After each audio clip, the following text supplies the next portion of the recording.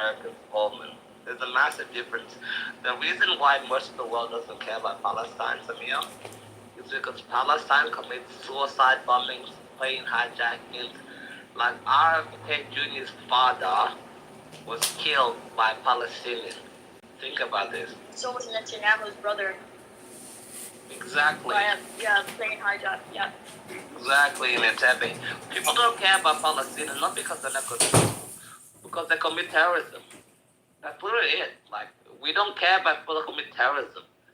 If they did the same thing, everybody else would be supporting of them. They would get their independence. Like in South Sudan, when we defeated the North, we committed multiple terrorist attacks. We killed a lot of terrorists. We blew up a lot of terrorists. And you know why nobody cared? Because they were terrorists themselves. Sorry, which country was that, Aisha? North Sudan, when we fucked them up. Oh, right. So it's like, Samir, you can't commit terrorism in one big war. People don't care about Palestine because it's a terrorist country. Do you get the difference? Do most people know about that? That it was like Arab North and killing black people in the South? They would never cover that. Yeah, they knew that. That's why Israel gave us weapons, and that's why we became independent. And that's why South Sudan is 100% Zionist. Because they recognized our independence underneath Moshe Dayan in 1967. When my grandfather was fighting, and then my father was fighting, then I was fighting. That's why we're so different as a people. Sudan was the biggest country in Africa, don't forget, Samia. And then it split in two. You remember? It was the biggest country in Africa by landmass. And then it split in two because the Israelis recognized that we don't want terrorism. And now we support them. We don't want terrorism in their country too. Samir, we used to have suicide bombings every 2 days in my country. Every 2 fucking days, suicide bombings. Now there's zero. Quiet and peace. I'm happy for you guys, yeah. Unfortunate. Thank you. Yeah, and you're Somali, so I want you to have peace soon too. Okay? Yeah, they just did a attack recently, yeah. Somalia, yeah. In the coffee shop, what was it, like 56 people died for no reason? Oh, right, 2017. Yeah, you're talking about 2017. Yeah, that one was really bad. Yeah. Yeah. Why did they have to die, Samir? For what? I don't get it. I don't understand it because we're not even we're the same religion. So why would you see to say it doesn't even make sense? You're the same language, Samir. You're the only country in Africa to have the same language in the whole entire continent. You know this, right? Somalia is blessed to have the one language in the one country with the one religion. What the hell are you fighting? This blows my mind.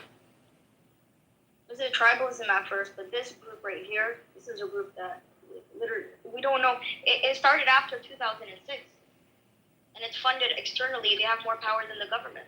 But to me, you have one language, you have one culture, you have one religion, you have one faith, and you're still fighting. Yeah. You're trying to depress all of us. It is depressing, I know. It's so sad. It's hard to defeat them. Yeah, Iran funds them, by the way. Iran does fund that group as well, too.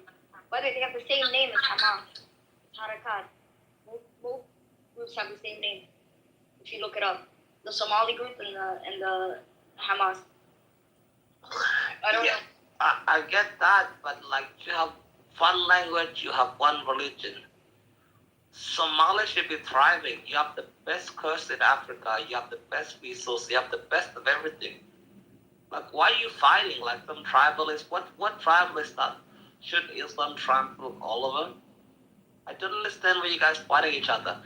And then to top it off, Somali terrorists bring their terrorism to South Sudan. They bring it to Kenya, like the 1999 bombing. They bring it to North Sudan too, which are enemies, which we hate. Why you bring the terrorism you exported abroad? That I don't understand, Samir. I know. All these other countries, yeah, they hate us because of it. They hate it because it's. Well, we would like you. We didn't blow us up. Samir, honestly, Of course. I'm not trying to be rude. Like, just don't blow us up. Like, I like you as a person and I love you. Like, I think you're a good person. But, like, why bring the terrorism aboard?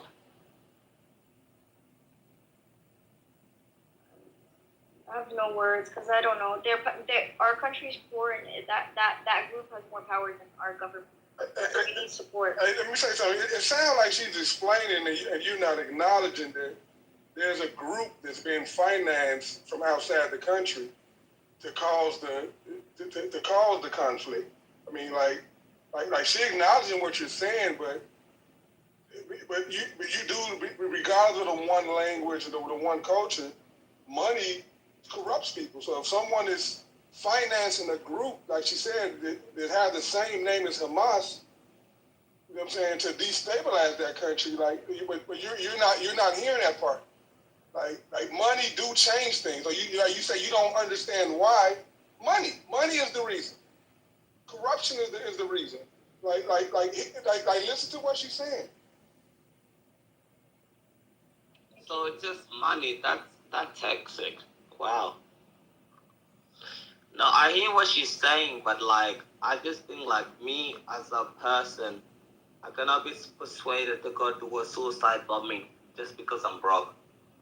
You know, I understand what you're saying, Akima and Samia, but I think it's absolutely ridiculous because there's a lot of financing, there's a lot of time been taken to build Somalia. I hope they put that money into South Sudan, my country, because we actually develop.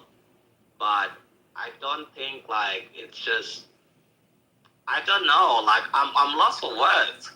Because if South Sudan had one language, one religion, 99 of my problems would be gone, honestly. Like, I guess I'm envious of you, Samir. I just am. I'm envious of you.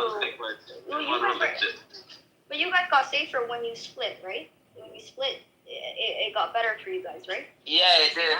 It did. Yeah. I'm happy. Yeah, I get what you're saying though, because people lose patience.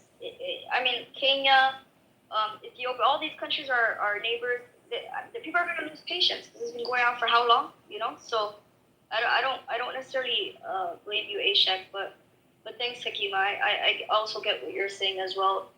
But eventually, people need to get angry and stop being, I guess, compassionate because they know, like, even with Hamas, we know that they are preying on innocent Palestinians.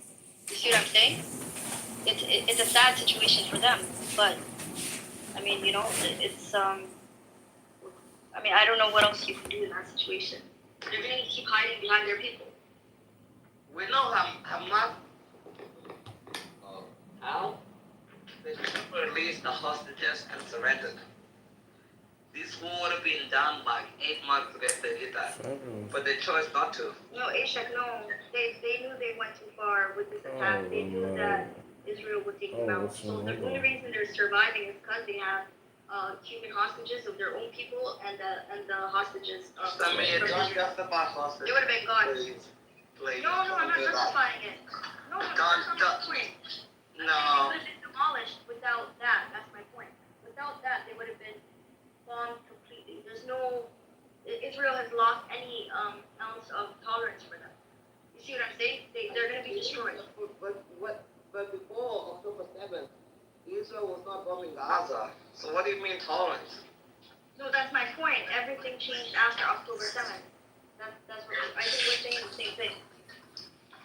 Yeah, but like on October 7th, like they shouldn't have never done October 7th. Of course, yeah. They sealed their fate. You just said that. She's not disagreeing with you, but you're a little bit cranky with her, to be honest with you. Okay? Definitely, for sure. What?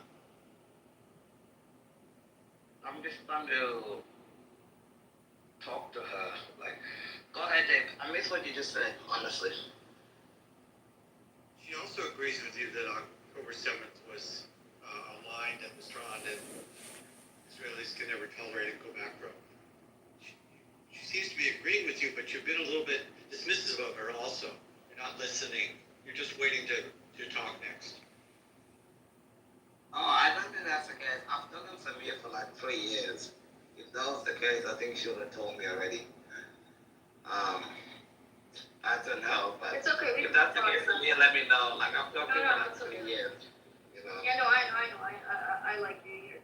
You're a good friend of mine. It's okay. We can. Yeah, like I know you. And I appreciate it, David.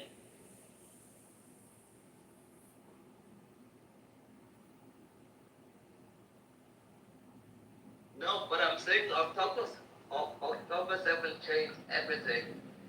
And one of the things I realized is, I want to ask you this question, David. Do you think the Israeli society has changed, right, since October 7th? Do I What do you think think they about have this? changed? Do I think they have changed? Yeah. Yeah, they've changed because they realize how vulnerable they are. That the IDF that had never failed basically did have a failure. And the IDF knew of all the movement in the prior 6 months of the Palestinians and other forces, but they didn't act on it for whatever reason. They maybe got a little bit, I don't want to use the word arrogant, but the Hamas was also gaslighting the Israeli government and pretending to make peace while they were actually preparing to make war for a year prior to October 7th. So they're much more powerful forces. I mean, the Abraham Accords were about to align the Saudis and the Israelis economically in ways that never had been done before. And a lot of people, we talk about Iran, but this is the wishes of China, this is the wishes of the Soviet Union. They're the ones of perhaps Qatar and the Saudis who support everybody on all sides and own half of the United States at the same time, and want us to defend them. So, yeah, the Israelis are waking up and living in fear. And it's a small country, 8-9 million people. Almost everyone knows a hostage or a family that has a hostage or their family has a hostage. So it's a different day and not a good one. And they have a prime minister that they have to prosecute when we're done with all of this. Do you actually believe they have to prosecute Bibi? Well, my friend, when he made division, when he started going against the Supreme Court and Norman's going to kill me, when he started to install a cabinet that was the weakest cabinet maybe in the history of Israel, we have to ask the questions why. Okay, so if they had to prosecute Bibi, why did they prosecute Golda Meir? Because she messed up in 72. I'm sorry, I didn't understand the name of the lady you mentioned. Who? The Prime Minister, Golda Meir. Can you hear me? This is a whole different scale, my friend. I'm just saying the same thing because they said no, it's not the same thing. My grandfather educated me about this because Golda Meir was supposed to be like lynched because she messed up in Yom Kippur, and that's why she killed every single person that did the Munich Olympics. Yeah, well, they also underestimated that war was done in 6 days, okay? And we fought 5 wars, as you know. But if we can forgive Golda Meir, David, why can't you forgive Bibi? What's the problem? It's a whole different scale. Golda Meir was not going against the Supreme Court and trying to divide the country. Golda Meir did not have people demonstrating in the streets against her. But why were you Okay, I get that. You can defend your criminal. It's okay. You can have that opinion. But please, don't